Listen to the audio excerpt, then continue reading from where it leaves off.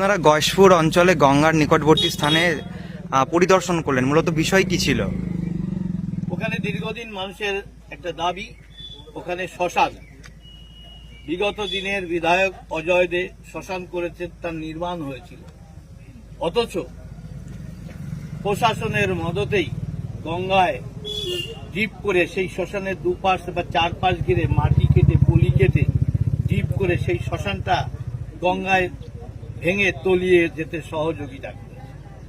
তারপরে গ্রামবাসী মিলে 3 বিঘা জমি কিনেছে পাশে, রাস্তা ক্রস করে এসে সেই শ্মশানের নির্মাণ স্ট্রাকচার তৈরি হওয়ার পরও তার পার্শ্ববর্তী সীমানার জমি বলে কেস করে সেটাকে স্টে অর্ডার এনে প্লাস রাতারাতি সেই জমির মাটি কেটে তার ভাটায় নিয়ে নেওয়া হয়েছে।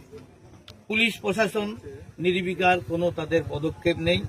এখনো তাকে প্রোটেকশন দেওয়ার জন্য চেষ্টা করেছে। এতদিন জানি আনোয়ার শেখ, তার নামে আনোয়ার না জানোয়ার জানি না, তো তিনি এখনো তার রাজত্ব চালাচ্ছে, এটা চলতে পারে না।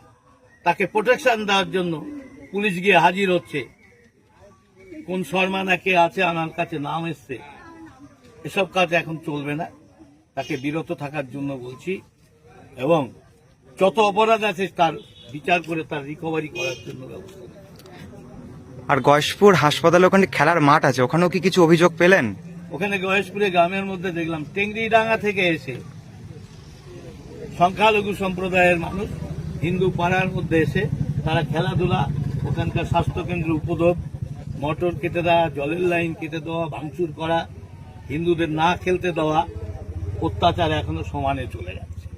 সরকার পরিবর্তনের পরও একই ধারা অব্যাহত রয়েছে। পুলিশ প্রশাসন তাদের কি কিছু করণীয় নেই? তাদের কাছে রিপোর্ট যায় না? তারা কেন চুপ করে থাকে? এটা দেখতে হবে।